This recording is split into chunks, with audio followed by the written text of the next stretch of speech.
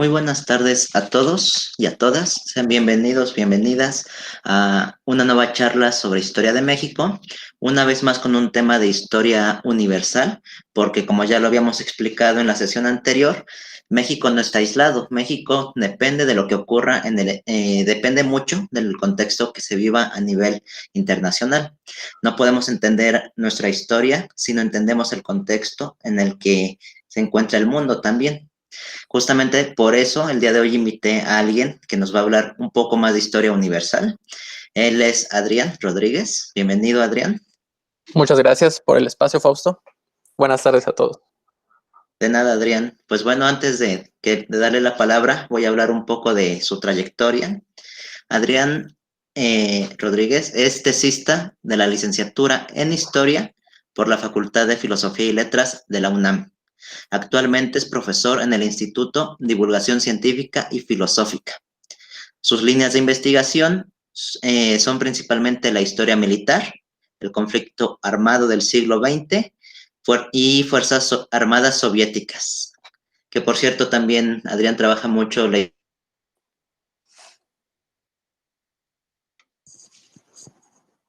Ahí me parece que te dejé de escuchar, Fausto. No sé si yo fui el único que te dejó de escuchar. A ver, repito lo último. ¿Ahí me escuchas? Sí, perfecto, ahí te escucho ya. A ver, vuelvo a leer tu semblanza rápidamente. Adrián es tesista de la licenciatura en Historia por la Facultad de Filosofía y Letras de la UNAM. Es profesor en el Instituto Divulgación Científica y Filosófica. Sus líneas de investigación son historia militar, conflicto armado del siglo XX y Fuerzas Armadas Soviéticas. Comentaba que también trabaja un poco de historia de Roma, como nuestro antiguo expositor, el buen Bruno. Pues bueno, Adrián, el escenario es todo tuyo. Bien, muchas gracias por la presentación, Fausto. Antes que nada, pues darte de nuevo las gracias por la invitación a este espacio, ¿no? Bueno, pues ya me presentaron, entonces, pues voy a proseguir a presentar mi tema. Bien, yo voy a hablar sobre los mitos de la Segunda Guerra Mundial, pero antes que nada quiero dejar en claro que no puedo abarcar todos los mitos de la Segunda Guerra Mundial. Primero que nada porque el espacio no lo permite, es decir, solamente tengo una hora o 40 minutos aproximadamente, entonces es imposible abarcar todos los mitos que existen sobre la Segunda Guerra Mundial en, en este espacio. Y además de esto, pues es una cantidad de mitos en las que no en todas soy experto. Bien, entonces, bueno, estoy viendo ahí en el chat que preguntan si alguien más no escucha, entonces, sí, respondan por favor si los demás estén escuchando. Yo Pareciera que sí se escucha. Yo creo que ha de ser el dispositivo del compañero. Intenta salir y volver a iniciar tu dispositivo. Esperemos que ahorita ya pueda escuchar. Perdón, Ojalá, Adrián, continúa. ojalá que no te preocupes, continuamos. Bueno, entonces, dado esto, pues no voy a poder abarcar todos los mitos, ¿no?, que existen de la Segunda Guerra Mundial. Voy a ir de lo más general a lo particular. Voy a explicar de manera breve lo que es la Segunda Guerra Mundial, lo que yo considero que es la Segunda Guerra Mundial, y de ahí vamos a ir explicando algunas cosas paso por paso y al final mencionaré algunos casos más específicos. Entonces, de nuevo iré de lo general a lo particular, ¿bien? Primero que nada, hay que entender que la Segunda Guerra Mundial es un conflicto ideológico, ¿bien? Es un tipo de conflicto que no se había visto desde las guerras napoleónicas, es decir, un conflicto, como ya dije, de ideologías. No es un conflicto como la Primera Guerra Mundial en el que era únicamente por poder o por controlar rutas de comercio o productos estratégicos. Es una guerra completamente ideológica, es decir, que los contendientes, los beligerantes, están buscando extinguir al contrario, ya sea directamente a ellos como individuos o su ideología. Bien. Permítame un segundo, que esto no se cambie. Estoy intentando cambiar la diapositiva, pero no puedo. ¿No cambia? No. A ver, deja de compartir y vuelve a compartir pantalla. Luego se traba.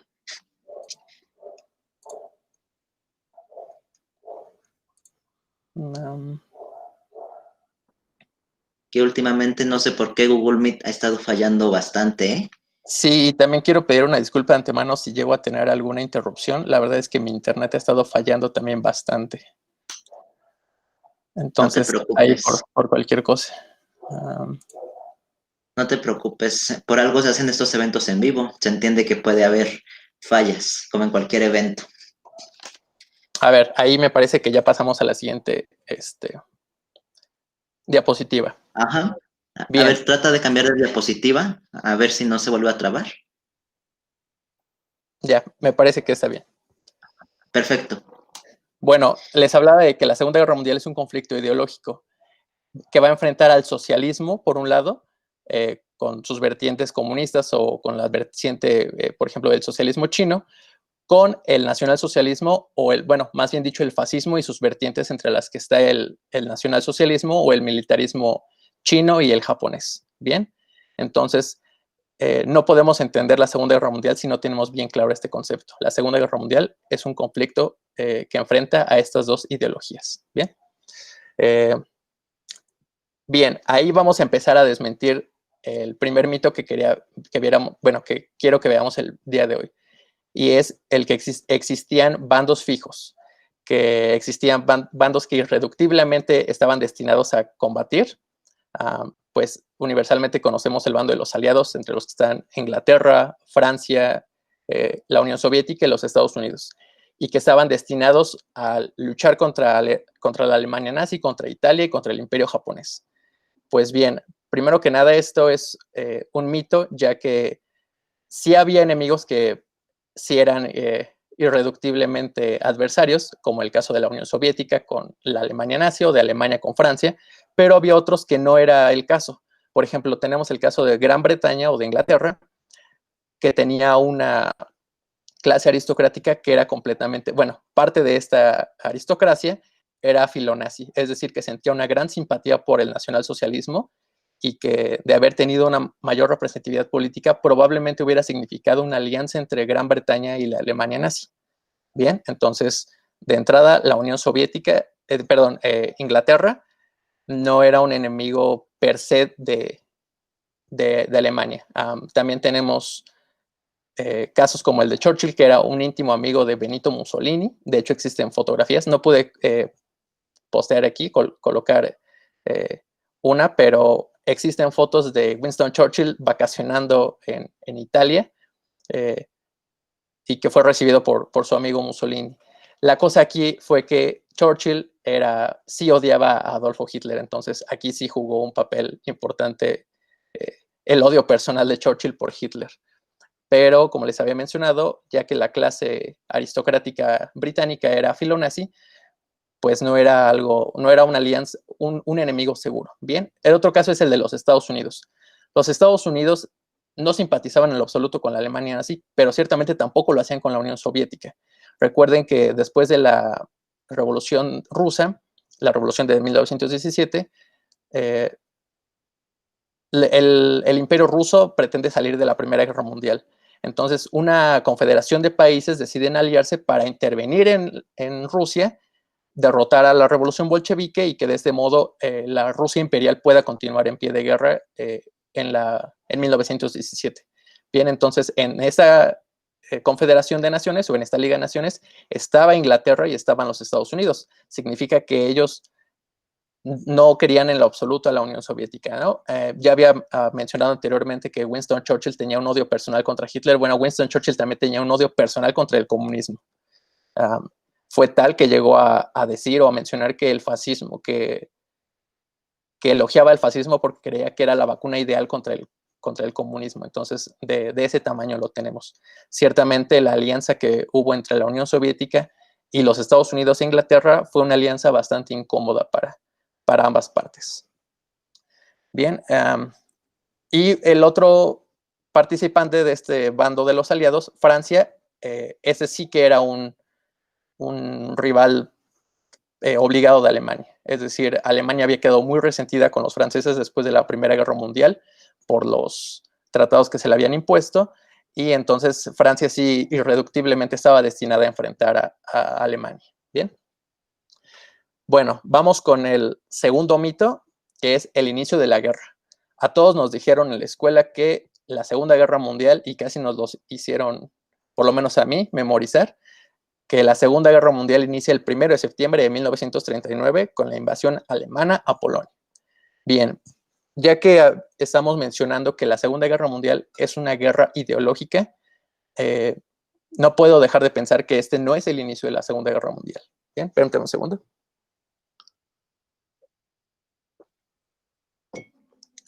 Ya que la Segunda Guerra Mundial fue un conflicto, como su nombre lo dice, mundial, que enfrentó al fascismo y sus vertientes o sus corrientes contra el socialismo. La Segunda Guerra Mundial tiene su origen en China, específicamente en la Guerra Civil China. Vamos entonces a la siguiente diapositiva. La Guerra Civil China comenzó desde 1910, pero la etapa que nos interesa va a ser la etapa de 1927 a 1928. En esta etapa, el partido del Kuomintang, que va a ser presidido originalmente por Sun Yat-sen, que fue llevado a China y fue nombrado presidente en 1912. Sun Yat-sen, que es el personaje que en la diapositiva está en el centro, la persona de traje, es el primer presidente de China, pero pronto recibe un golpe de Estado. En China entonces empieza una era que es conocida como la era de los señores de la guerra, que básicamente eran caudillos o guardando toda proporción, vamos a ponerlo como si fueran señores feudales, que comenzaron a guerrear entre ellos por el poder. Entonces, para 1927, el Kuomintang, que es el Partido Nacionalista Chino, que originalmente tenía raíces profundamente socialistas, de hecho, Sun Yat-sen, que es el personaje del centro, y el personaje que tenemos a la izquierda, que es Chiang Kai-shek, habían sido instruidos en la Unión Soviética y originalmente la Unión Soviética los había pensado como agentes para que instauraran el socialismo en China.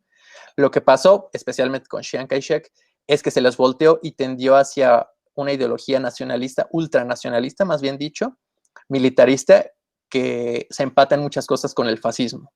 Entonces, estalla la guerra entre la corriente, entre los socialistas en China o el comunismo chino y el Kuomintang. Abiertamente en 1927 empieza el conflicto entre estos dos y también en 1927-28 van a ser las campañas que van a llevar a cabo Chiang Kai-shek y su ejército del Kuomintang en contra de los señores de la guerra chinos, acabando con su poder, pero quedando con el enemigo de los comunistas chinos. Entonces, esa es la fecha que considero que deberíamos tomar como el inicio de la Segunda Guerra Mundial. Si bien en este entonces, en este año de 1927, aún no escala un conflicto internacional, sí que es el comienzo de la Segunda Guerra Mundial, en tanto que la Segunda Guerra Mundial es un conflicto ideológico. Bien, durante prácticamente 10 años se van a estar enfrentando el Kuomintang y los comunistas chinos, hasta 1937, cuando da inicio la Segunda Guerra Sino-Japonesa o Chino-Japonesa. El incidente del puente de Marco Polo es lo que marca este inicio. Básicamente, los japoneses tenían una base militar, o bueno, tenían territorio en China, en la China continental, y básicamente incitan o fingen un ataque de los chinos, del ejército chino, en el puente de Marco Polo, por eso se le conoce como el incidente del puente de Marco Polo, y atacan al ejército chino alegando que están defendiéndose. Esto marca una etapa de la expansión del imperialismo japonés, del imperialismo militarista de Japón en 1937, que va a culminar con la toma por parte de los japoneses de la antigua capital de China, que era la ciudad de Nanking. Ese episodio que se recuerda por ser de una extrema violencia, de una brutalidad implacable o bueno, sin precedentes. De hecho, se recuerda que había alemanes viviendo o diplomáticos alemanes viviendo en Nanking y que eran fieles partidarios del nacionalsocialismo y que quedaron horrorizados y traumados por las brutalidades cometidas por el ejército japonés. Bueno, este conflicto chino-japonés va a servir para que el Kuomintang, es decir, el Partido Nacionalista Chino y los socialistas se unan para combatir al imperio japonés. Entonces, hay que considerar el tamaño de China. Hay que considerar que probablemente Alemania, Francia, Inglaterra caben dentro de China y sobra bastante espacio. Entonces, el conflicto, la magnitud del conflicto que tuvo esta guerra civil china y luego con la entrada de los japoneses, pues a pesar de que está aún aislada, por así decirlo, en el continente asiático, ya podemos hablar de un conflicto de alcance prácticamente global. Bien. Bueno, vamos a la siguiente, por favor, que va a ser cuando inicia la Segunda Guerra Mundial en Europa. Pero, de nuevo, no empieza como nos enseñaron, que fue con la invasión alemana a Polonia, sino que es en la Guerra Civil Española. Recordemos, perdón que lo esté recalcando tanto, lo voy a seguir haciendo, pero la Segunda Guerra Mundial es un conflicto ideológico. Y la Guerra Civil Española fue el primer escenario en Europa donde se enfrentaron estas ideologías. Recuerden que Francisco Franco, este general que se levanta en contra de la República Española, tenía una ideología que no era propiamente fascista, pero que seguía algunos lineamientos del fascismo, ¿bien? Y por otro lado, pues ya saben, estaba la República Española y por otro lado también estaba esta aglomeración de componentes socialistas, comunistas y anarquistas, ¿bien? Diversos historiadores están de acuerdo en que era muy poco probable que Francisco Franco ganara y que ganó prácticamente de suerte. Pero lo importante, o así lo que quiero recalcar aquí, es que es el primer conflicto en la Europa continental, donde se enfrentan estas dos ideologías y es lo que abre el campo de batalla para el conflicto entre estas dos ideologías en Europa. Bien, y posterior, pues vamos a tener la invasión alemana a Polonia. A eso corresponde la imagen que está del lado derecho de la pantalla, la que es una pintura, y es una pintura por una sencilla razón. Aquí quiero mencionar y desmentir otro de los grandes mitos de la Segunda Guerra Mundial, y es que los polacos embistieron con cargas de caballería contra tanques alemanes. Bueno, antes de continuar, me gustaría que me dijeran si se escucha, si se sigue escuchando. Sí, se sigue escuchando. Igual cualquier falla, yo te estaré por aquí avisando. De acuerdo, muchas gracias. Bueno, existe este mito de que la caballería polaca cargó contra el ejército alemán. Y bueno, esto corresponde a un mito que crearon los mismos alemanes para quedar como una potencia tecnológica e industrial. Ahora hay que ver por qué es un mito. Es cierto que los polacos tenían la mayor cantidad de unidades de caballería de cualquier ejército europeo.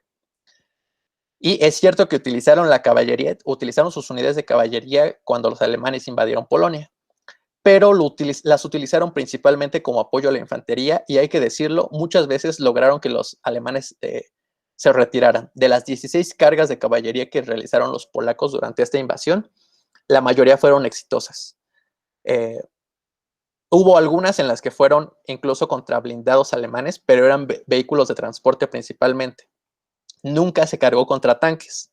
Entonces, ese fue un mito que crearon los alemanes, como les había dicho, para aducir una supuesta superioridad tecnológica e industrial, que realmente no es que la tuvieran mucho más, bueno, no tuvieran una gran superioridad a los polacos, ya que de hecho los alemanes eran el ejército de los bandos como más importantes, ya saben, Inglaterra, Francia, Estados Unidos y la Unión Soviética por un lado, y Italia, Alemania y Japón por el otro, era probablemente el ejército europeo que más dependía de los caballos.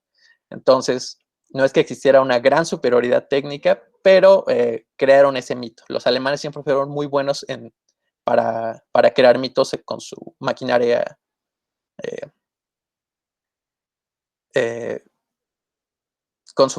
de propaganda, perdón. Entonces, los polacos, pues lejos de sentirse ofendidos, lo tomaron como un halago y pues por eso es que hay representaciones de los polacos cargando y en este caso, como se ve en este caso, haciendo rendir a divisiones alemanes, ¿no? Entonces, es un mito creado por los alemanes, pero que como los polacos lo sintieron como un halago, pues no se tomaron la molestia de desmentir, ¿no? Pero pues hoy sabemos que es un mito. Bien, vamos a la siguiente. Como ya les había mencionado anteriormente, los alemanes, bueno, antes de mencionar lo que estaba a punto de decir, voy a mencionar el siguiente mito, que es la supuesta superioridad alemana. Tal vez este es el mito más difundido entre los fanáticos de la Segunda Guerra Mundial o de la historia en general. Entre los aficionados, sobre todo, quiero pensar que el ejército alemán era superior a sus rivales y que perdió por una serie de factores que pues, le jugaron en contra, pero que estuvo prácticamente a nada de dominar al mundo y de vencer a sus oponentes. Bien, primero que nada hay que comenzar con lo que ya, en relación con lo que había mencionado, que el ejército alemán dependía de los caballos. Como podemos ver aquí, tenemos 3 imágenes que muestran que los alemanes no solo los utilizaban para los desfiles, como lo tenemos en la imagen central, que es la entrada triunfal de los alemanes a París, sino que también en las imágenes de las orillas podemos ver que los dependían de ellos para transporte, no solo de los propios hombres, soldados, sino para el transporte de cañones o de suministros. Entonces, eran probablemente entre los ejércitos más grandes de Europa el menos industrializado de todos. ¿Bien?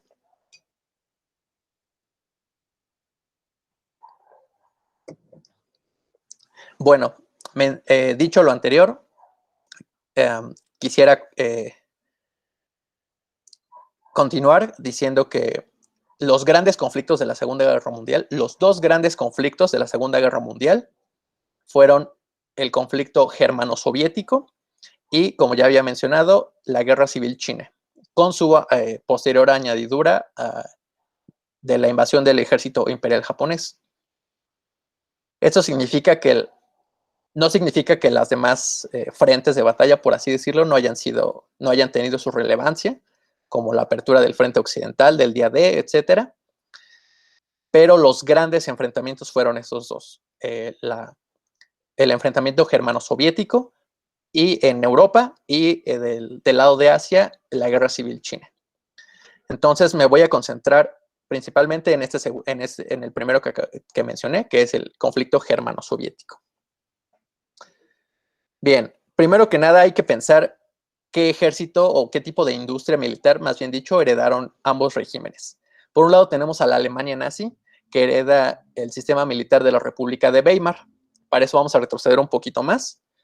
Y después de la Primera Guerra Mundial, el ejército alemán se ve reducido gracias al Tratado de Versalles a una serie de lineamientos, ¿no? Que el ejército alemán no podía tener tanques, no podía tener submarinos, fuerza aérea, su ejército tenía que estar limitado a 100,000 hombres, además de las indemnizaciones, ¿no?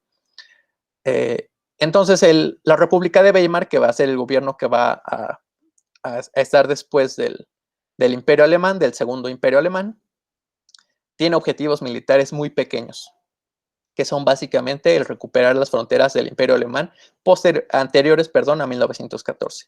El corredor del Danzig, territorios de Austria y Checoslovaquia. Bien, eso fue para lo que estaba preparado el ejército alemán. Esa es la industria militar que hereda el Tercer Reich.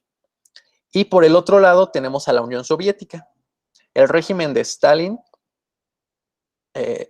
hereda un sistema militar que fue creado por Trotsky. Trotsky, que había sido su compañero durante la revolución, se encarga de crear el sistema militar que va a heredar Stalin. Vamos a hablar ahora un poco de este sistema soviético. Este sistema militar lo crea, como ya les había dicho, Trotsky, que en 1917 va a ser nombrado comisario de guerra y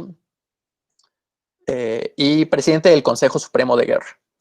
Entonces, Trotsky encuentra al ejército de la revolución, al ejército bolchevique, que en ese entonces estaba encabezado por las Guardias Rojas, encuentra no más de 4,000 soldados en las Guardias Rojas. Entonces, lo que se propone hacer Trotsky, y que logra al paso de 2 años, es modernizar ese ejército, se crea el Ejército Rojo, y disuelve las Guardias Rojas, integra a esos hombres al Ejército Rojo, y 2 años después, es decir, en 1919, el ejército soviético, o bueno, el ejército bolchevique cuenta con más de 5 millones de hombres. Entonces, para eso tenemos que entender un poco de la ideología del socialismo. Como ya les había mencionado anteriormente, desde 1917 la revolución fue atacada por una aglomeración de países. Entonces, el socialismo se vio, bueno, la revolución socialista, la revolución bolchevique, se vio en una situación en la que supo que en algún momento o tendría que exportar la revolución por medio de las armas, o tendría que defenderse del mundo capitalista porque iban a atacarlos.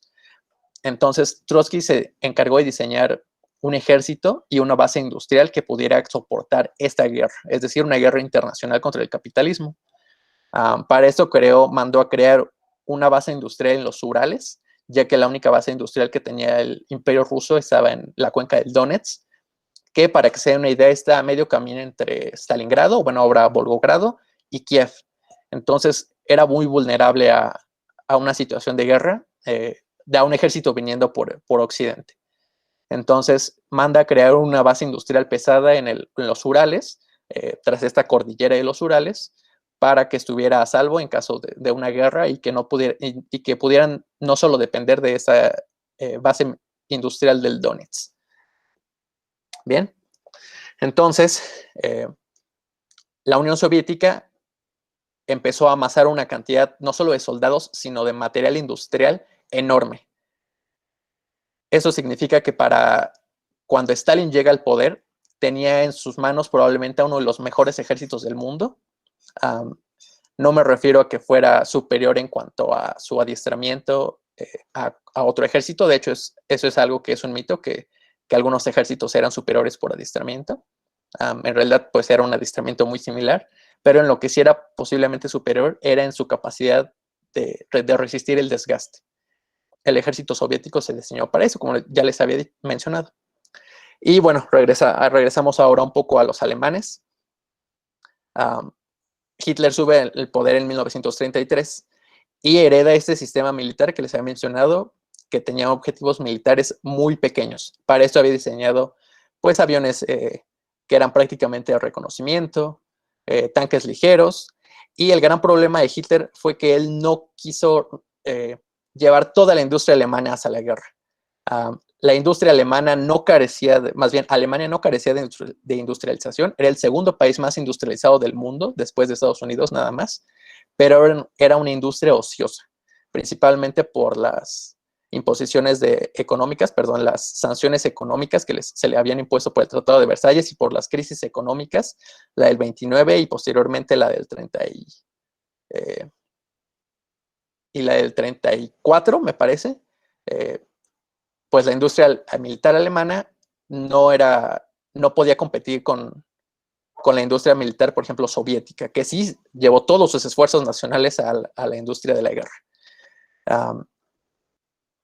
Bueno, entonces, esto aunado a la debilidad material de Alemania, recuerden que Alemania no contaba con muchos materiales, y los planes de rearme también no podían ser sostenidos porque su economía simplemente no podía sostener esos planes de rearme. Aún con todo esto, Alemania invirtió mucho más dinero en esos años para el rearme de lo que habían invertido en materia de guerra Francia, Inglaterra y los Estados Unidos juntos. Eso significó que Alemania sí se puso a nivel para competir contra sus enemigos, pero estaba cimentado en una base muy débil, que era que su economía era muy débil. Y es por eso que los alemanes tienen que desarrollar esta famosa, adoptar, porque no la inventaron los alemanes, esta famosa estrategia llamada Blitzkrieg, que es conocida como guerra relámpago, que tenía el objetivo, que básicamente es la batalla de profundidad, que pues fue desarrollada por estrategas de todo el mundo, que tenía como objetivo victorias rápidas mediante estas batallas en profundidad. Y no era porque los alemanes fueran muy eficientes, sino que los alemanes tenían que obtener victorias rápidas, ya que no podían sustentar una guerra larga. Bien, vamos a la siguiente. No, perdonen. Todavía vamos a quedarnos un poco más con esto. Bien, el ejército alemán comienza la guerra. El ejército alemán comienza la guerra contra la Unión Soviética en el 6 de junio de 1941. Después de una serie de victorias contra Francia y contra Gran Bretaña, decide volcarse y atacar la Unión Soviética. Los analistas militares de Hitler le habían comentado o lo habían convencido de que la Unión Soviética era débil, ya que las purgas de Stalin habían dejado acéfalo al Ejército Rojo. En 1939, Stalin, que al parecer no estaba bien de la cabeza, comenzó a ver enemigos en todos lados y decidió prácticamente acabar con toda la clase dirigente del Ejército Rojo. Eso dejó una falta de hombres preparados que estuvieran a cargo del ejército. Es por eso, esto explica posiblemente la gran derrota que tiene la Unión Soviética en la guerra de invierno contra Finlandia, una penosa derrota por parte del Ejército Rojo contra los finlandeses. Entonces, eso sirve a los alemanes para tomar confianza y deciden invadir la Unión Soviética. Al principio el ritmo de los alemanes es avasallador, es decir, después de 2 meses los alemanes habían avanzado 700 kilómetros dentro de la Unión Soviética, habían destruido, perdón, aquí tengo los números,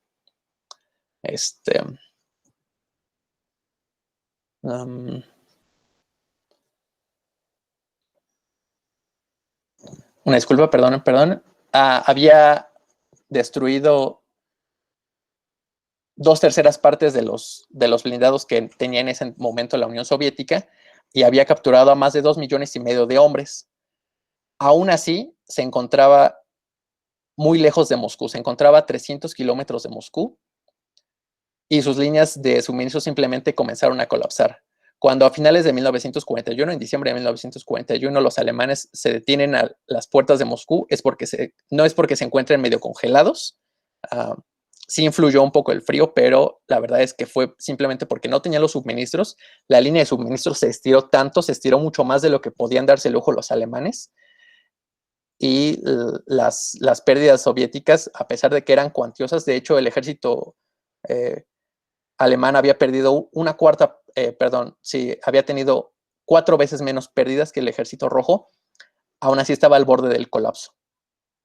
Los alemanes se frenaron antes de llegar a Moscú porque los tanques ya no tenían combustible, porque los hombres ya no tenían el equipo adecuado para el invierno, y mientras tanto, estos meses entre los que inició la Operación Barbarroja, que es el inicio de la invasión alemana a la Unión Soviética, y que llegaran a Moscú le dio a Stalin valiosos meses para reaccionar y para organizar la defensa. Entonces, 1 millón de soldados soviéticos bien entrenados y equipados se lanzan sobre los alemanes que ya estaban medio muertos a las afueras de Moscú, y el ejército soviético además contaba con otros 2 millones de soldados también bien equipados y entrenados, listos para iniciar la contraofensiva.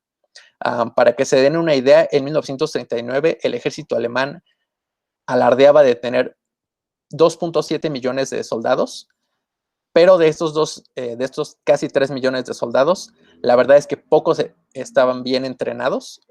Los oficiales alemanes, a pesar de que sí estaban muy bien entrenados, no se daban abasto para poder entrenar a tantos hombres, y no todos estaban bien equipados.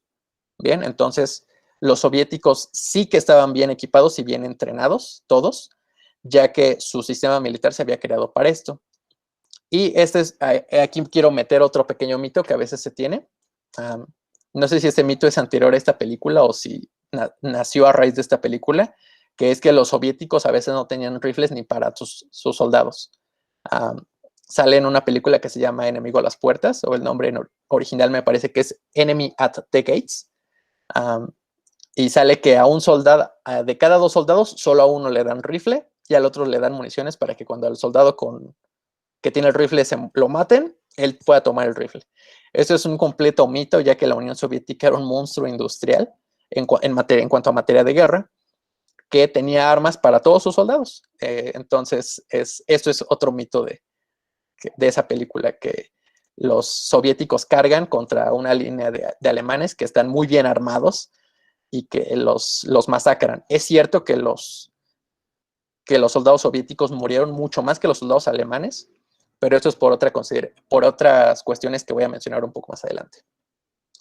Bien, ya les había, para apuntalar esta idea de que el conflicto europeo más importante o más grande es el conflicto germano-soviético, quiero dar algunos números para que se puedan dar una idea. El día de la Operación Overlord, que es la invasión a la Francia ocupada, para que se den una idea, es el inicio de la película Rescatando al Soldado Ryan. Esta escena en la que una fuerza angloamericana desembarca en Normandía. Se llevó a cabo con 150,000 hombres ese día. y se estima que había 1,5 millones de soldados americanos en Inglaterra que estaban listos para ser transportados posteriormente a la Europa ocupada.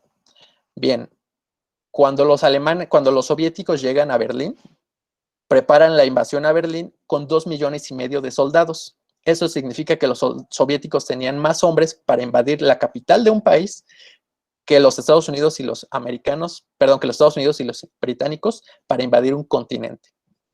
Bien, entonces pues eso deja atrás la idea de que los norteamericanos y los británicos jugaron un papel trascendental en la Segunda Guerra Mundial.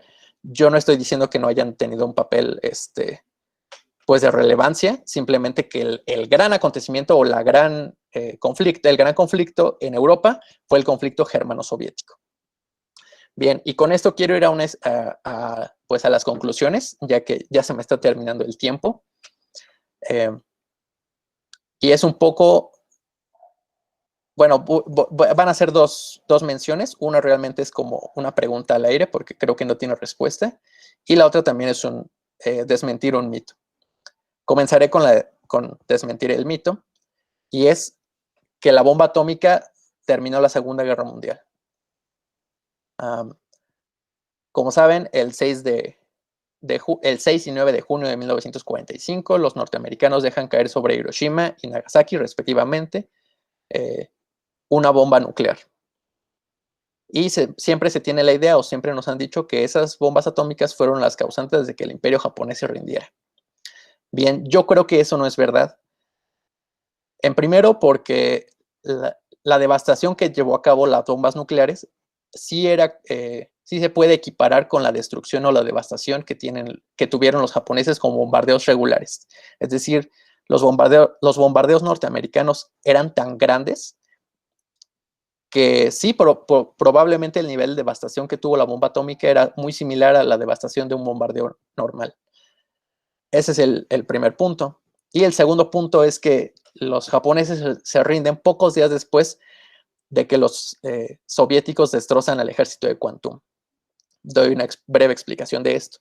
Les había mencionado que los japoneses tenían territorio en China, tenían una gran base. De hecho, la élite del ejército imperial japonés se encontraba en China, que era el ejército de Kwantung. Tenían esta base militar donde tenían a 3 millones de hombres. Y después de que los soviéticos toman Berlín, deciden girar y entrar en guerra con los japoneses. Los japoneses le tenían pánico a los soviéticos porque anteriormente, en 1938, los japoneses habían intentado invadir una parte de la Unión Soviética y habían fracasado estrepitosamente. Le tuvieron tanto miedo a los soviéticos que hicieron un pacto de no agresión con los soviéticos y jamás intentaron invadir de nuevo la Unión Soviética. De hecho, mucha gente he escuchado que se pregunta por qué Japón no ayudó a Hitler en la guerra contra la Unión Soviética. O dicen, es que si tan solo los japoneses hubieran atacado la Unión Soviética en diciembre del 41 o en diciembre del 42, probablemente Alemania hubiera ganado la batalla de Moscú o la de Stalingrado. Pero los japoneses no lo iban a hacer sencillamente porque habían sido destruidos por la Unión Soviética, ¿bien? Entonces, los soviéticos en 1945 rompen este pacto y atacan el ejército de Kwantung. Como les había dicho, eran 3 millones de hombres, la élite del ejército japonés, y en cuestión de 2 semanas los soviéticos barran con estos 3 millones de hombres. Los japoneses en el Japón continental, vaya, en la isla principal, se enteran y deciden rendirse. Entonces, probablemente la bomba atómica pues ayudó a la rendición, pero también tomen en cuenta siempre que la destrucción del ejército de Kwantung, es decir, de la declaración de guerra de la Unión Soviética al Imperio japonés, también fue de gran peso para la rendición de Japón.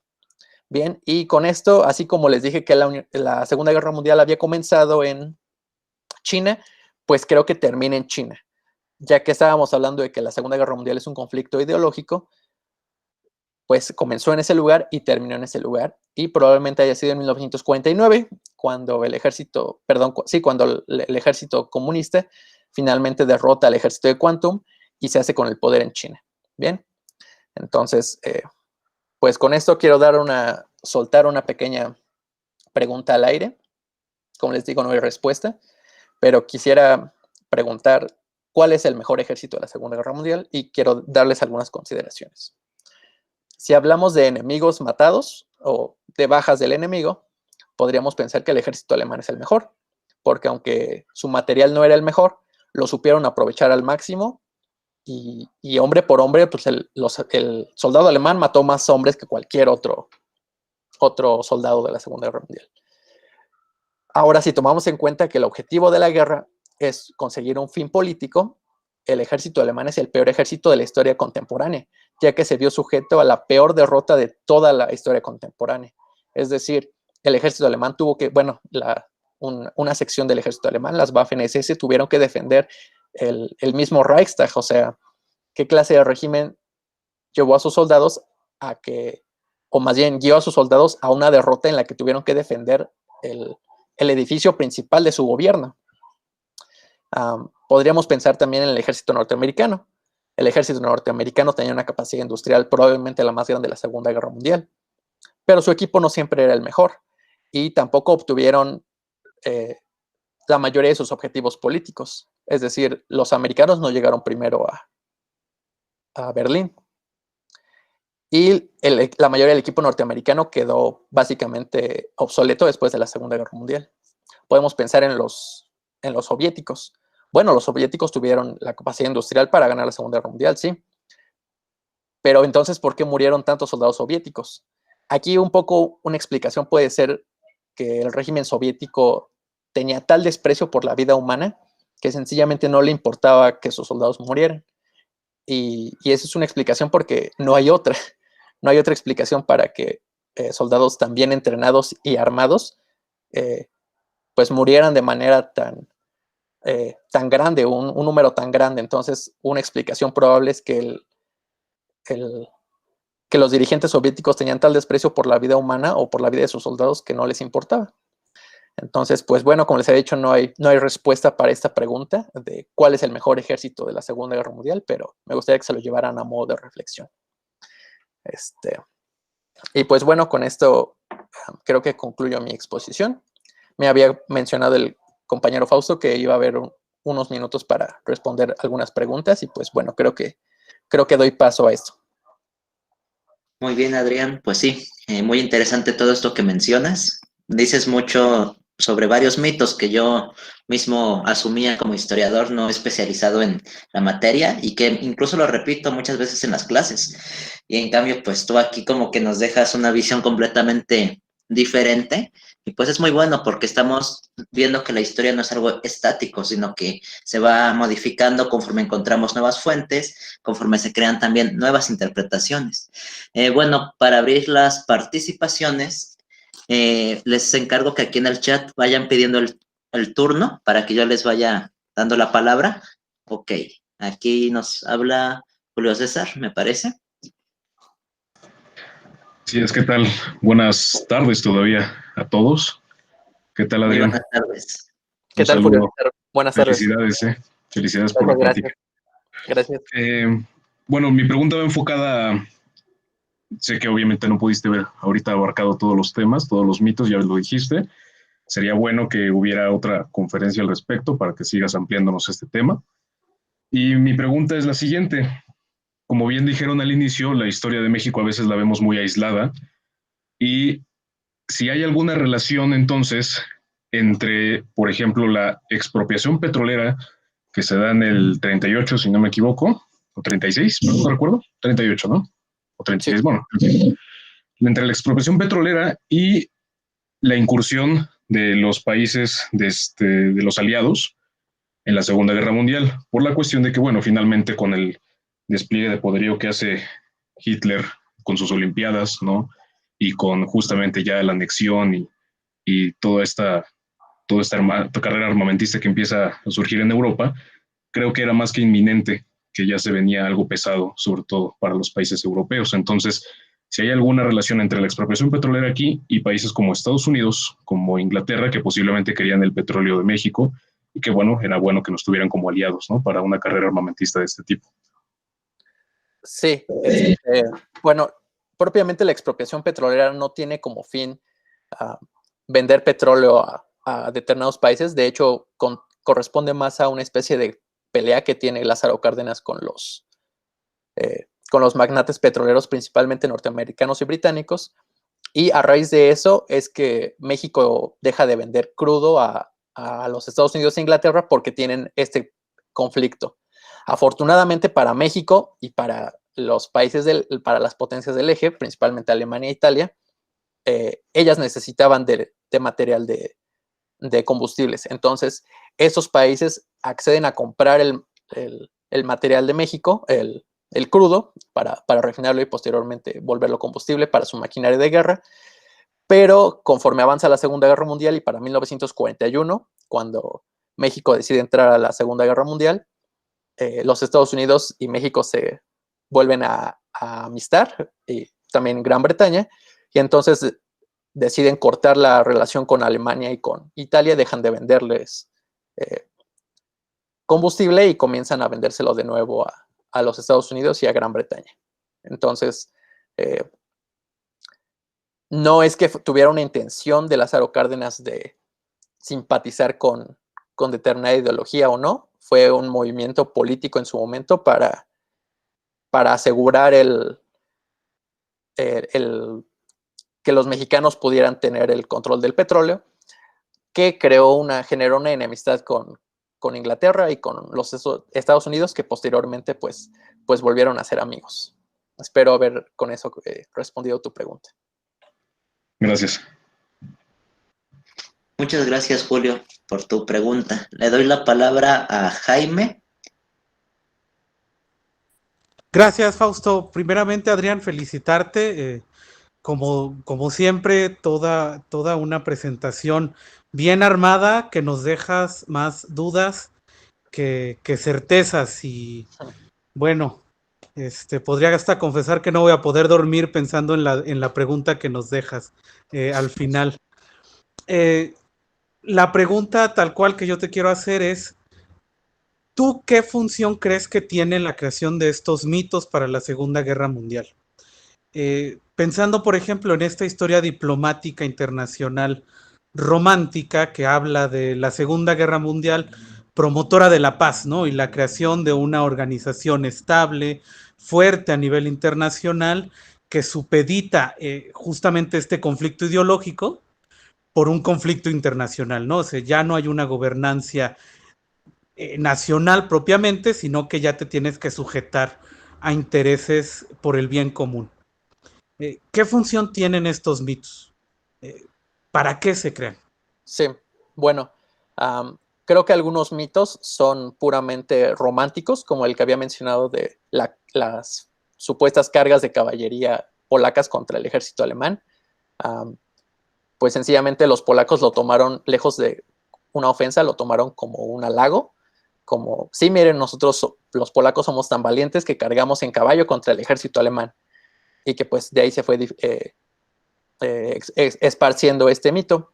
Hay otros mitos que fueron creados paradójicamente por los enemigos, es decir, los Estados Unidos y la Unión Soviética tuvieron que crear el mito de que los alemanes eran tan fuertes, o apoyar el mito de que el ejército alemán era tan eficiente, porque era la única manera de que sus errores no se vieran tan mal. Es decir, la Unión Soviética, que había perdido tantos millones de hombres, tuvo que decir, bueno, sí, el ejército alemán era un ejército formidable, que tenía una superioridad técnica y estratégica, porque de otro modo, pues, ¿cómo justificas haber perdido tantos millones de hombres contra un enemigo que era sencillamente también igual de ineficiente que tú, ¿no? Pero mucho más débil. Entonces, también creo que existe este mito de que el mundo libre se fue a pelear contra el totalitarismo europeo, contra el fascismo, porque, como lo mencionas, las instituciones internacionales que se crean después de la Segunda Guerra Mundial tienen que estar fundadas bajo lineamientos ideológicos que justifiquen que ellos son los indicados para regir estas nuevas leyes internacionales, ¿no? Entonces, creo que hay diferentes razones por las que existen y que se dispersan esos mitos, que se esparcen estos mitos. Puede ser desde lo romántico, puede ser para justificar el nuevo orden internacional, o para justificar sus errores durante la guerra, ¿no? Espero con eso haber respondido brevemente tu pregunta. Sí, perfecto. Muchísimas gracias, Adrián. Y de nuevo, felicidades. A ti, Jaime, muchas gracias. Gracias, Jaime. Ahora le doy la palabra a Guillermo Saldívar. ¿Qué onda, Adrián? Adrián, buenas tardes. Nada más Buenas tardes. decirte que mucho gusto haber estado en tu exposición, que la hiciste muy, muy fluida, ni siquiera se sintió el tiempo, pensamos que llevábamos como 20 minutos y pues sí nos dejaste con bastantes dudas y más que de por sí no sabíamos del tema, pues con mucho gusto seguir informándonos y pues te deseo lo mejor en estos proyectos, hermano. Cuídate mucho. Muchas gracias, compañero, igualmente. Gracias. Muchas gracias, Guillermo. ¿Quién más gusta participar? Julio César, ¿volviste a levantar la mano? ¿O la dejaste levantada? La dejé levantado, una disculpa. No te preocupes. Alguien Yo quería tengo una hablar, me duda. parece. Adelante. Bueno, primero que nada, muy buena exposición, Adrián. Saludos, felicidades. Y te quería preguntar acerca de, así como en la Segunda Guerra Mundial hubo sistemas jurídicos que legitimaron, por así decirlo, la guerra. Específicamente en Rusia, ¿cuáles fueron las leyes que justificaron esta parte de la historia, ¿no? Así como lo fueron, no sé, en Alemania las leyes de Nuremberg. ¿Qué leyes legitimaron estas acciones? Bueno, más que leyes en la Unión Soviética, como mencioné en la exposición, la Unión Soviética se preparó, adoptó el marxismo-leninismo y le imprimió un carácter fuertemente militar. No podemos dejar pasar por alto que la Unión Soviética, que el marxismo-leninismo fue una doctrina militar, prácticamente ante todo. Y después de sus experiencias en 1917, cuando tuvo que enfrentar esta coalición de países que querían extinguir la revolución, se dio cuenta que necesitaba tener un ejército fuerte para ello. Entonces, básicamente, los grandes arquitectos del sistema militar soviético, el primero pues es Trotsky, pero están posteriormente Tukhachevsky, Rokossovsky, el propio Zhukov, que lo va a seguir propiamente ya en el periodo stalinista, pues prepararon a la Unión Soviética para ello porque ideológicamente creían que era correcto. De hecho, el propio Tukhachevsky, en contra de lo que el marxismo cree, que no se puede llevar la revolución por medio militar al resto del mundo, Tukhachevsky, que fue uno de los grandes arquitectos del Ejército Rojo, él creía que no solo era correcto, sino que además era legítimo llevar la revolución al mundo por medio de la guerra. Entonces, de ahí se explica que la Unión Soviética intentara invadir Polonia para instaurar el socialismo allí y que también desarrollaran muchas bases militares para poder esparcir el socialismo a Oriente y al resto del mundo. Entonces, creo que más que una base como jurídica, por así decirlo, creo que es una base ideológica. Entonces, pues le imprimieron el militarismo al marxismo para poder, en caso de ser necesario, defenderse en caso de ser necesario, llevar la revolución al resto del mundo por medio de las armas o defenderse del resto del mundo por medio de las armas, ¿no? Defender la revolución socialista. Entonces, pues sí, no fue tanto como una justificación jurídica, sino fue como una justificación de supervivencia del socialismo y de la revolución. Gracias, amigo. Muy bien, gracias. Tenemos una pregunta en el chat, pero primero pidió la palabra Fernando Romero. A ver, Fernando.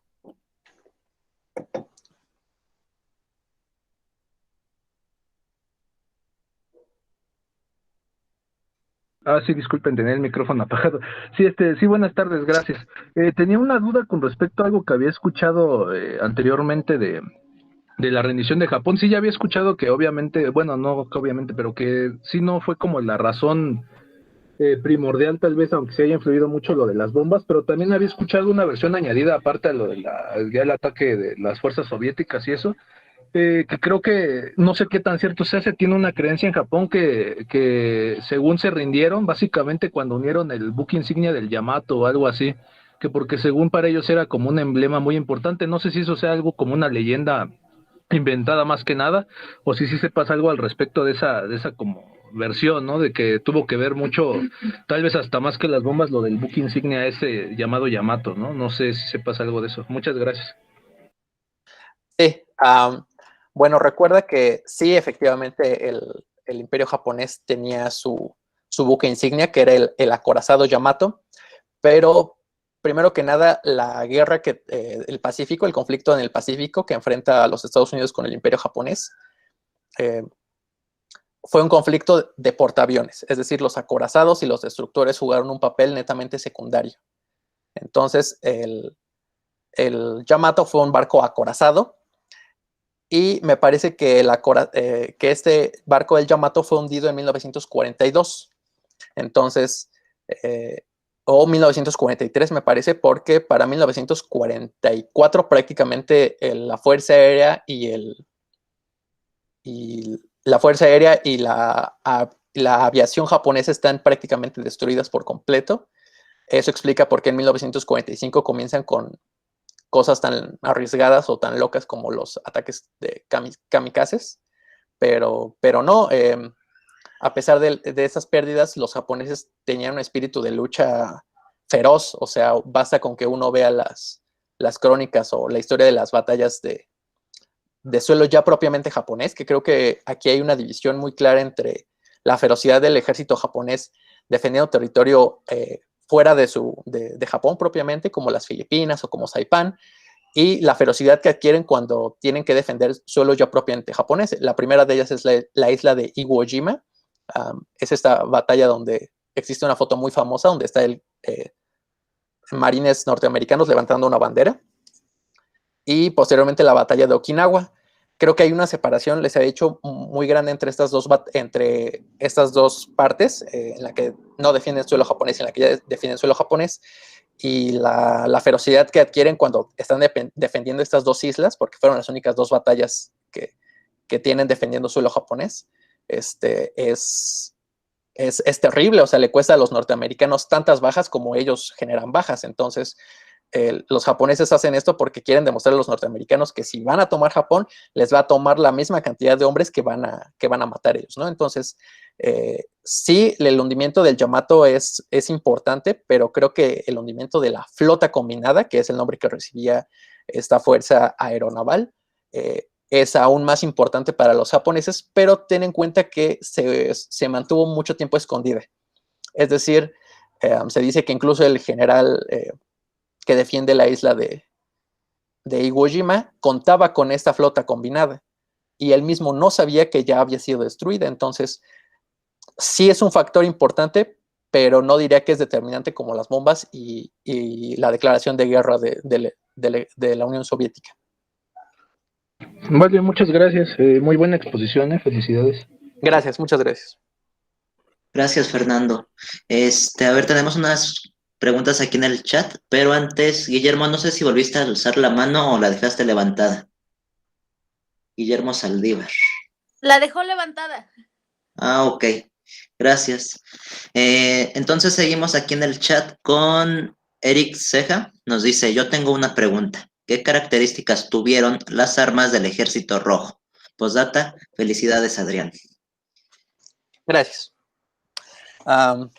Bueno, el Ejército Rojo, primero que nada, siempre privilegió la cantidad. Fue un ejército que, como les había dicho,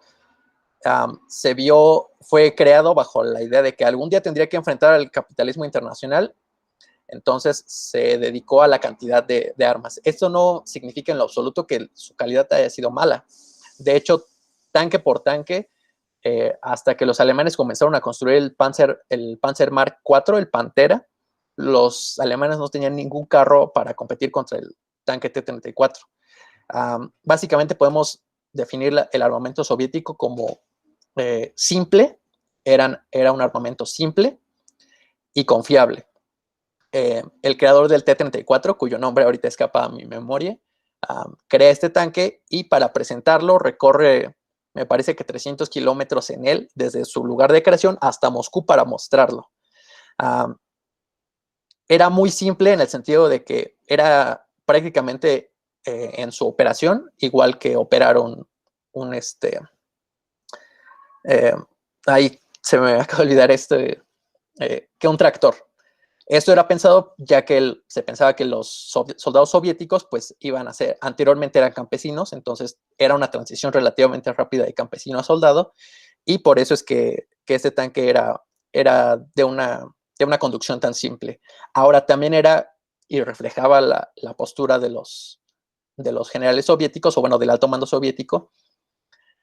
Tenía un profundo desprecio o que simplemente no le importaba la seguridad de los soldados.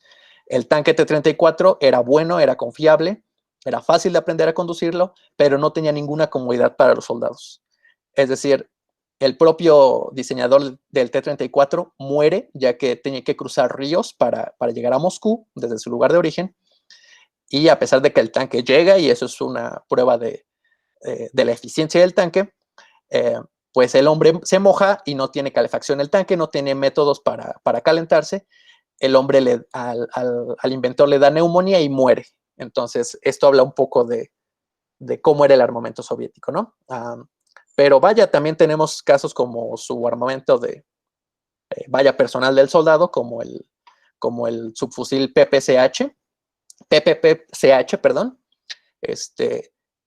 que tenía un cargador de balas más grande que el subfusil típico de los alemanes, que era el MP-40, y que al parecer era más fiable porque muchos alemanes se sabe que tiraban su arma para recoger el arma soviética. Y también, bueno, los soviéticos continúan con una herencia militarista del Imperio Ruso, ya que siguen produciendo el rifle Mosin Nagant, que no era un rifle soviético, era un rifle del Imperio Ruso. Y también era un rifle que era conocido por ser soberbio. Era tan buen rifle que cuando los soviéticos crean sus unidades de francotiradores, consideran que no necesitan un rifle especial, que el Mosin Nagant, que era el rifle de a pie de cualquier soldado, simplemente requería una mira telescópica y listo, era un rifle de francotirador. Entonces, para resumirlo en unas pocas palabras, creo que el armamento soviético era simple, era sencillo, era eficiente, pero no tenía en cuenta muchas comodidades para el soldado. Muy bien. Y gracias por tu pregunta, Eric. Y aquí nos dice Luis Ángel Leiva, bastante interesante la ponencia, y nos pregunta, ¿quién tenía mejor armamento de todos? Volvemos un poco a la pregunta de cuál era el mejor ejército, ¿no? Bueno, creo que ya he dado más o menos las características del armamento soviético. Si analizamos un poco las características del armamento americano, comencemos con algo muy emblemático que fue su tanque. El tanque medio utilizado o más utilizado por los norteamericanos fue el tanque Sherman. Constantemente veo que hay una especie de bullying hacia este tanque, ya que se le apodaba la cocina americana o el asador de soldados, ya que funcionaba a base de diésel y tenía los depósitos de combustible muy a la vista. Entonces, un disparo directo a ellos hacía que el tanque volaba por los aires.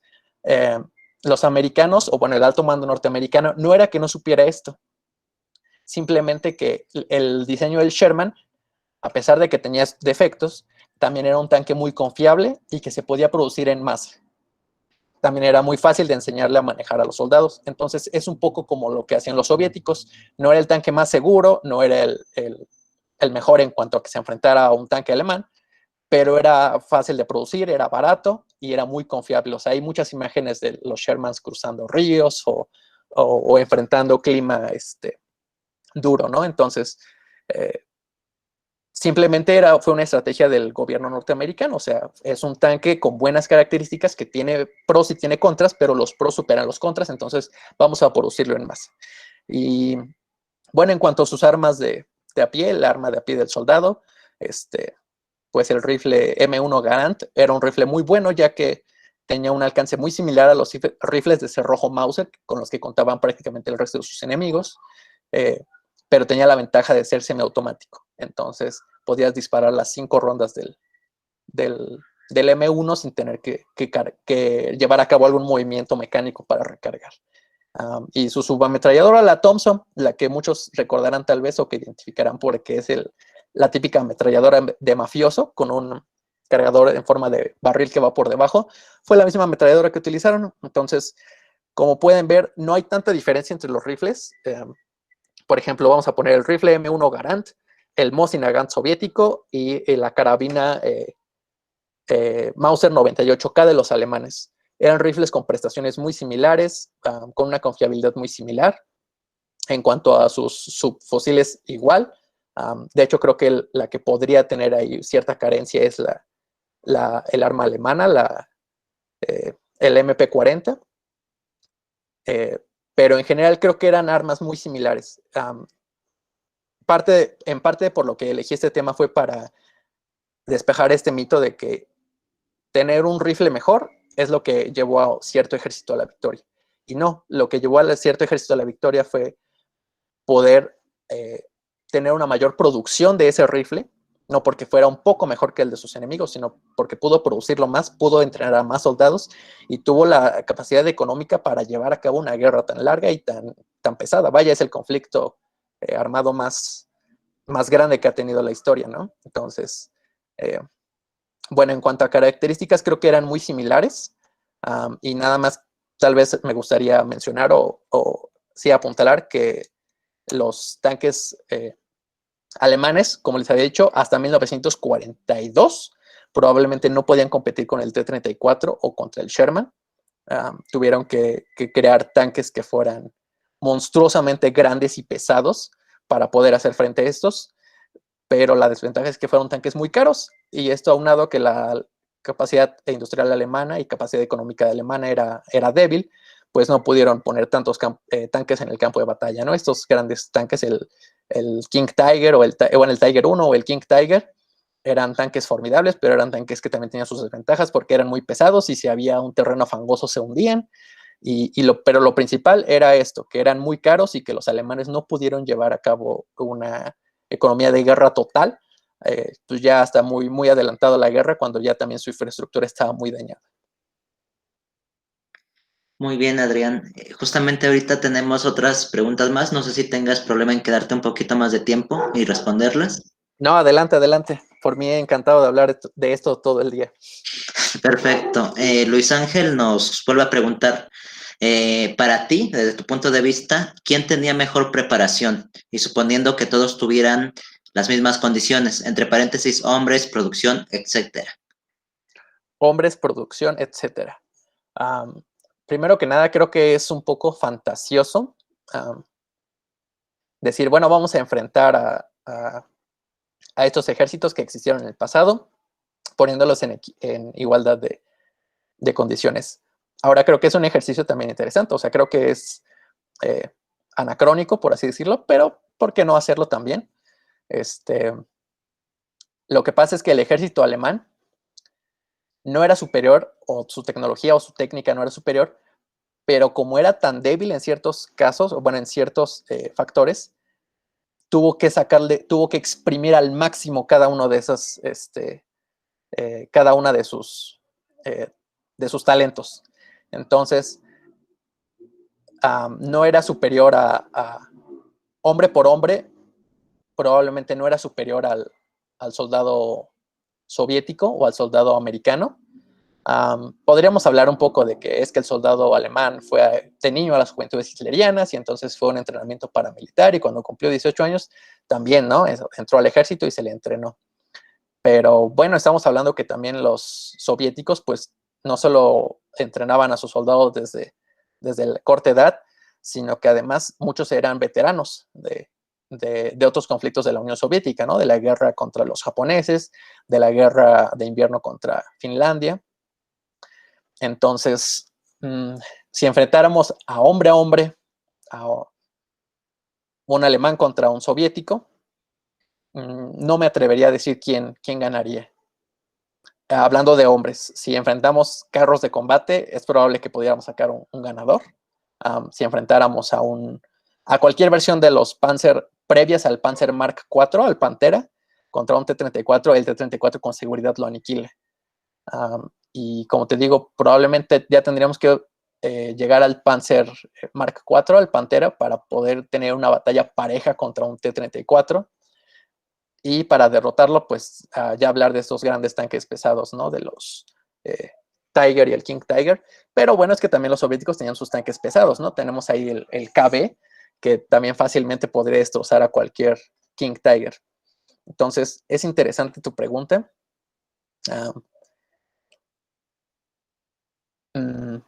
Creería que en cuanto a material sí se puede sacar un ganador, como lo acabo de hacer con los carros de combate, pero hombre a hombre creo que tanto rusos como alemanes, quizás esos dos, un poco más que los americanos, estaban muy bien entrenados y eran soldados muy, muy duros. Muy bien. La siguiente pregunta de Alejandro. Y espera, también me gustaría abogar un poco, por ahí colar un poco también al soldado imperial japonés. También recuerden que los soldados japoneses pues estaban muy fuertemente adoctrinados y tenían una lealtad fanática. Es decir, los nazis nunca soñaron siquiera con que sus soldados tuvieran el fanatismo con el que contaron los soldados japoneses, y pues eso los hizo muy eficientes en cierto modo, pero los japoneses hay que recordar que eran aún más débiles que los alemanes en cuanto a su poder industrial y de recursos, entonces por eso es que no pudieron competir. Por ejemplo, los japoneses no tenían tanques medios ni pesados que pudieran hacer frente a los tanques americanos, simplemente tenían tanques ligeros. Entonces, pues sí sería interesante ahí como, pues tal vez como el soldado japonés, una triple amenaza del soldado japonés contra el alemán, contra el soviético. Pero bueno, ahora sí seguimos. Es que estuvo muy interesante la pregunta de Luis Ángel. Como lo que pasa es que a él le gustan mucho los videojuegos de guerra y cosas así, pues como que también despierta esta imaginación, ¿no? Sí. Bueno, la siguiente pregunta es de Alejandro Plasencia. Nos dice, ¿los soviéticos llegaron a tener un tanque que igualara a los Tiger de la Wehrmacht? Sí, sí. Bueno, hay que pensar que los soviéticos tuvieron su tanque medio, que fue el tanque T-34, y que tuvieron tanques pesados como el KB, pero no tuvieron como un híbrido, o al menos tan famoso, entre estos dos, entre un tanque súper pesado como el KB y un tanque medio como el T-34, mientras que el Tiger y el King Tiger eran tanques que no calificaban como tanques medios, pero no llegaban a ser tanques pesados. Entonces eran un tanque, el King Tiger y el Tiger 1 también, que podían enfrentarse a un T-34 y probablemente derrotarlo si es que lograban impactarlo a cierta distancia, ya que, hay que decirlo, el blindaje del Tiger y del King Tiger podían resistir a más de 1000 metros los impactos del T-34, pero cuando se acercaban, es muy probable que el T-34 sí pudiera atravesar el blindaje del Tiger. Entonces, ya que en la Segunda Guerra Mundial muchas veces tuvimos enfrentamientos en los que los T-34 superaban a los Tiger, pues es probable que hayan salido victoriosos. También hay que decirlo, los tanques alemanes no eran mecánicamente tan confiables como los tanques soviéticos. Entonces, muchos Tiger estaban en servicio un par de meses y como sus piezas eran tan específicas, ya saben, como este deseo alemán de hacer todo tan perfecto, que simplemente no se podían reparar. No eran tan confiables y si se descomponía algo, tenían que pedir la pieza y pues la pieza jamás llegaba. Entonces, muchas veces estos tanques estaban en servicio un par de meses y después quedaban abandonados, mientras que los tanques T-34, si se descomponían, muchas piezas de otros tanques, de otros carros o de hasta tractores servían para reparar el T-34. Entonces, el tanque alemán por lo general era confiable a la hora del combate, pero no era confiable para ser un tanque duradero. Entonces, esa era una especie de doble debilidad del tanque alemán. Y el tanque soviético, a pesar de que tenía sus desbarajustes, me parece que no blindaban todas las partes que tenían que blindar o no soldaban todas las partes que tenían que ir soldadas, pues se concentraron en el número y les resultó, ¿no? Entonces, quizás los alemanes debieron hacer algo parecido y hacer tanques más confiables también. Muy bien. Vamos con la última pregunta de Claudia Zamora, que nos dice, ¿cuál fue la real participación de Estados Unidos en la Segunda Guerra Mundial? Gracias por la ponencia. Gracias. La real participación de los Estados Unidos, sí tuvieron un papel, como dije, importante, pero no fueron el gran enemigo de la Alemania nazi. Es decir, tanto británicos como norteamericanos se enfrentaron a los alemanes primero en el norte de África. Recuerden, en 1943 y 44 se enfrentan al Africa Corps de Erwin Rommel y los derrotan, los expulsan hacia la Europa continental y posteriormente invaden primero Sicilia y posteriormente Italia, ¿no? Hay batallas famosas como la propia de Sicilia, como la batalla de Monte Cassino en Italia, que sí tuvieron un efecto en el potencial de Alemania, o bueno, en la cantidad de soldados que tenían que destinar a defender Europa, ya que vaya, o sea, Italia es el país inmediatamente que está abajo, claro, hablando de países grandes, porque pues, por ahí está Suiza también, aunque Suiza es neutral, inmediatamente al sur de Alemania, entonces había que defenderlo, y también tuvieron importantes cantidades de hombres para defender la Francia ocupada.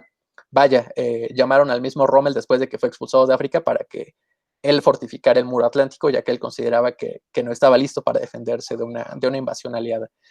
Pero como les había dicho, simplemente la cantidad de soldados movilizados pues es muy inferior, ¿no?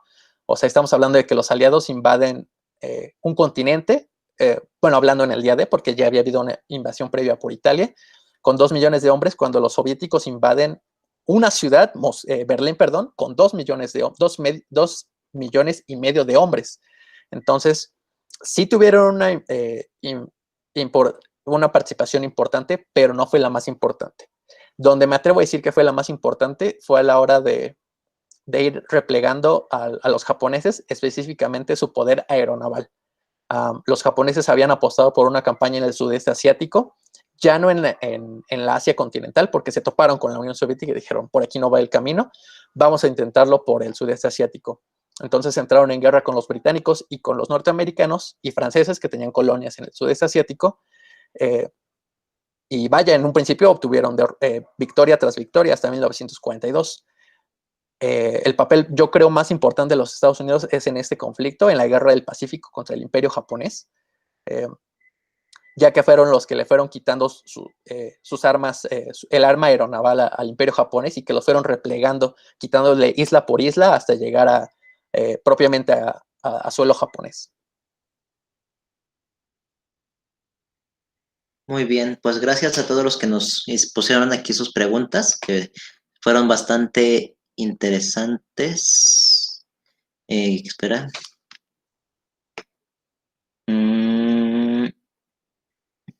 A ver, creo que hay algo más. A ver, creo que tenemos una última pregunta. Adelante. Nos dice Guillermo Saldívar. Por pura curiosidad, ¿sabes las razas de animales empleadas? Las razas de animales empleadas.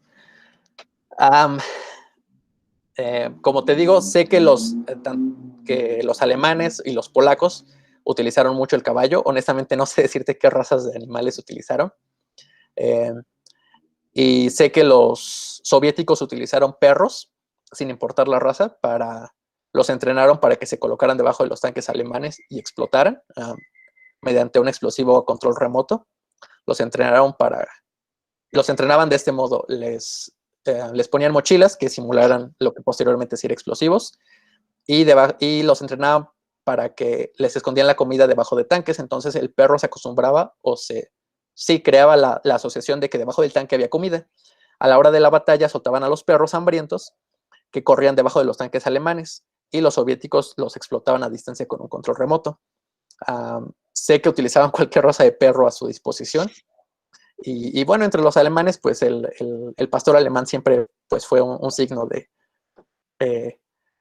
pues como de arraigo, ¿no? Como lo sería el equivalente aquí al mexicano, que se siente muy orgulloso de serlo, tener un Xolescuincle, pues igual los alemanes, ¿no? El propio Hitler tenía a su perra, a su amada Blondie, que era una pastora alemán. Pero la verdad es que más allá de eso, qué razas de animales fueron utilizadas en la guerra, no lo sé. Sé que los británicos utilizaron tanto en la Primera como en la Segunda Guerra Mundial, e incluso condecoraron palomas mensajeras, pero más allá de eso no sabría mucho más que decirte. Ok, y también nos hace una última pregunta Guillermo. dice, ¿cómo apoyó entonces México en el área mecánica? ¿A qué países? Bueno, México sufre el supuesto ataque de un submarino alemán. Por ahí hay algunas dudas de si realmente fue un ataque alemán o si fue un accidente del barco.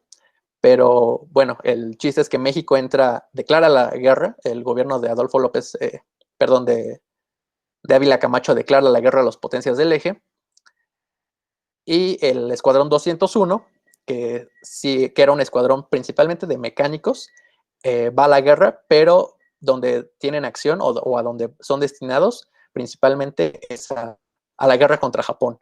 Me parece que son destinados a las Filipinas, y sí hay un grupo de soldados mexicanos que sí ve acción contra los soldados japoneses, pero muchos otros fueron mecánicos. Yo diría que realmente la gran ayuda de México al esfuerzo bélico de los Estados Unidos a ganar la Segunda Guerra Mundial fue primero que nada esta reanudación de amistad o de relaciones internacionales que hizo que México le volviera a vender el crudo a los Estados Unidos, y el programa de braceros, del programa donde los Estados Unidos abrieron sus fronteras y para que los trabajadores mexicanos fueran a trabajar al campo, ya que pues los hombres norteamericanos se fueron a la guerra y los que no se fueron a la guerra pues estaban trabajando y las mujeres también estaban trabajando en las industrias militares. Entonces el trabajador mexicano fue a trabajar al campo a los Estados Unidos, ya que pues no podían descuidar su economía. Yo diría que esas dos fueron las dos grandes aportaciones de México al esfuerzo de guerra, y el Escuadrón 201 creo que es algo más simbólico. No deja de ser un ejercicio interesante, pero creo que es algo más simbólico que con una relevancia militar importante. Muy bien. Creo que a Luis Ángel le gustó mucho el contenido de esta sesión, que ya nos tiene otra pregunta. Ya con esta cerramos ahora sí, ¿eh? Dale, adelante. Dice, tengo un rumor, me lo dijo un profesor hace tiempo, por eso es rumor.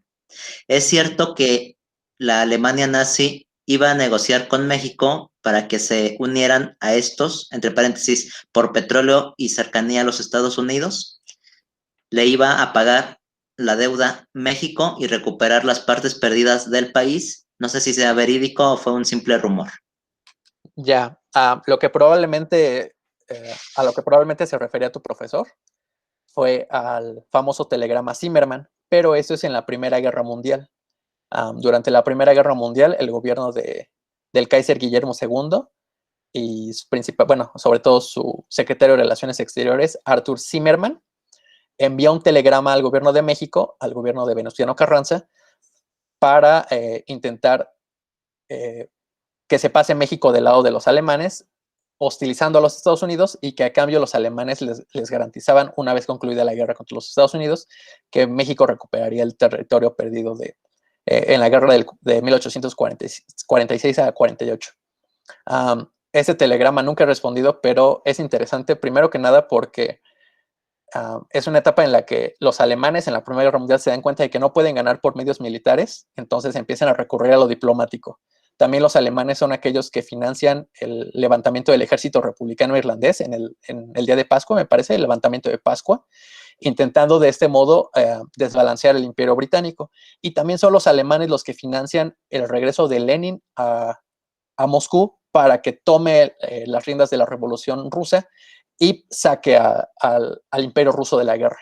Entonces, como ves, ya era un intento alemán por medios diplomáticos de sacar a Inglaterra, al imperio ruso de la guerra, y para sacar a los Estados Unidos es que se envía este telegrama Zimmermann.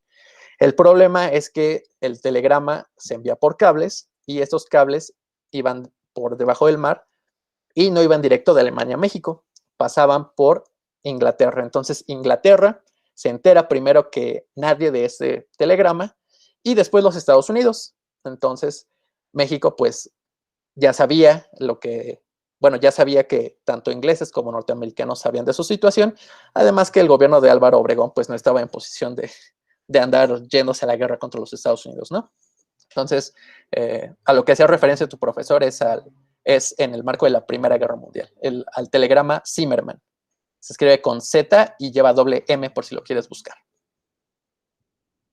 Muchas gracias, Adrián. Me imagino este dichoso telegrama, algo así como hoy en día los mensajes de WhatsApp, ¿no? Cuando antes de que llegue a su destino lo leen los encargados de la red social. Correcto, Eh, correcto. y pues bueno, ya finalizando, tenemos aquí un mensaje de felicitaciones por parte de Elizabeth Juárez. Te Muchas dice gracias. muchas felicidades. Luis Ángel dice igual muy interesante la ponencia. Y gran conocimiento. Sí, pues tienes muchos conocimientos al respecto, Adrián. Has trabajado pura historia militar. Te sabes hasta los nombres de las armas. Pues no cualquiera, ¿eh? Sí, es que debo confesar que antes de estudiar historia yo también era un aficionado hacia bueno, lo que se denomina como el aeromodelista promedio. Quiero decir que yo era un aficionado a estudiar los armamentos, ¿no? Entonces, por eso es que me sé esas cosas al dedillo. Pues bueno, ya para finalizar, Adrián, no sé si tengas ahí a la mano la bibliografía que ocupaste para que la puedas proyectar por si alguien quiere buscarlo.